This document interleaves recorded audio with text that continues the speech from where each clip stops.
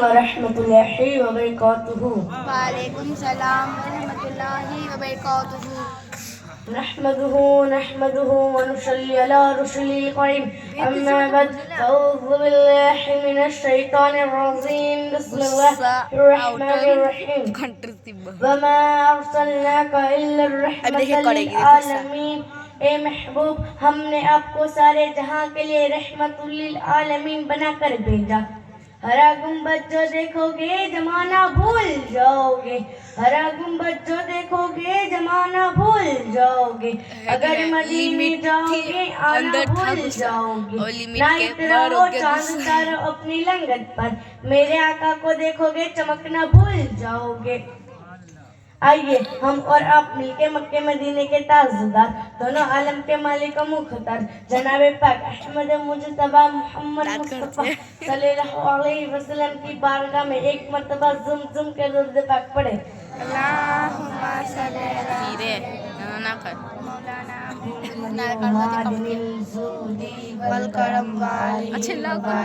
صلی میں آپ کو میرے اور آپ کے نبی کی شان کے بارے میں بتاؤں گی۔ میرے نبی کی شان کیا ہے، وہ کیسے اخلاق کے مالک ہے۔ ایک مرتبہ کا ذکر ہے، ام المومنین حضرت عائشہ رضی اللہ تعالیٰ عنہا سے کسی نے پوچھا آپ صلی اللہ علیہ وسلم کا اخلاق کیا ہے، تو ام المومنین حضرت عائشہ رضی اللہ تعالیٰ عنہا نے فرمایا سارا قرآن ہی میرے نبی کا اخلاق ہے۔ تو میں پھر کیوں نہ کہوں قرآن ایک نہیں بلکہ قرآن دو ہے۔ ایک قرآن کتاب کی شکل میں ہے تو دوسرا قرآن کی شکل میں ہے۔ ایک قرآن لکھا ہوا ہے تو دوسرا قرآن بولتا ہوا ہے۔ ارے یہ بھی قرآن ہے وہ بھی قرآن ہے، یہ قرآن لفظ ہے وہ قرآن معنی ہے۔ ارے یہ بھی قرآن کمال ہے وہ بھی قرآن کمال ہے۔ میرے آقا کی شان تو دیکھو، جب اللہ تعالیٰ نے نبی اور رسول کی طرف کتاب اور صحیفے فرمائے کو بلایا، اے موسیٰ کیا تمہیں کتاب چاہیے تو آؤ، 40 دن تک میری عبادت کرو تاکہ تمہیں کی جائے۔ عیسیٰ علیہ السلام سے فرمایا، اے عیسیٰ کیا تم کو کتاب چاہیے تو اپنی عبادت گاہ میں جاؤ، وہاں آپ کو کتاب عطا کی جائے گی۔ داؤد علیہ السلام سے فرمایا، اے داؤد کیا تم کو کتاب چاہیے تو اپنی عبادت گاہ میں جاؤ، وہاں آپ کو کتاب عطا کی جائے گی۔ ابراہیم علیہ السلام سے فرمایا، اے ابراہیم کا تم کو صحیفے چاہیے تو فلاں مقام پہ جاؤ، وہاں آپ کو صحیفے عطا کی جائے گی۔ مگر قربان جاؤں میرے اور آپ کے نبی کی شان پر کی، جب میرے نبی کو قرآن دینا ہوا تو نہیں فرمایا اے محبوب کیا تم کو کتاب چاہیے تو فلاں پہاڑ پر جاؤ، فلاں غار پر جاؤ، فلاں مقام پہ جاؤ۔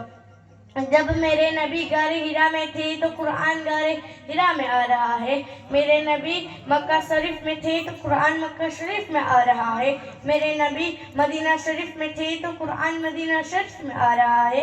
اگر حضور مسجد نبوی میں ہے تو قرآن مسجد نبوی میں آ رہا ہے، اگر حضور میدان جنگ میں ہے تو قرآن میدان جنگ میں آ رہا ہے، اگر حضور ام المومنین حضرت عائشہ کے کمرے میں ہے تو قرآن ام المومنین حضرت عائشہ کے کمرے میں آ رہا ہے۔ تو میں پھر کیوں نہ کہوں یہ قرآن لاری بھی قرآن ہے تو مصطفیٰ محراج میں ہے۔ میرے آقا کی شان تو دیکھو، جب میرے نبی محراج پر گئے اللہ تعالیٰ کے دیدار کے لیے تو قرآن کہتا ہے سبحان الذی اسریٰ بعبدہ لیلا من المسجد الحرام الی المسجد الاقصی۔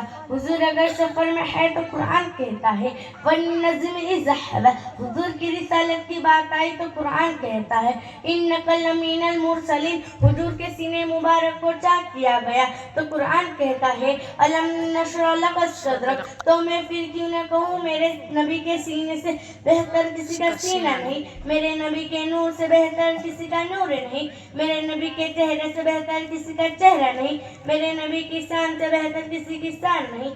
السلام علیکم ورحمۃ اللہ وبرکاتہ۔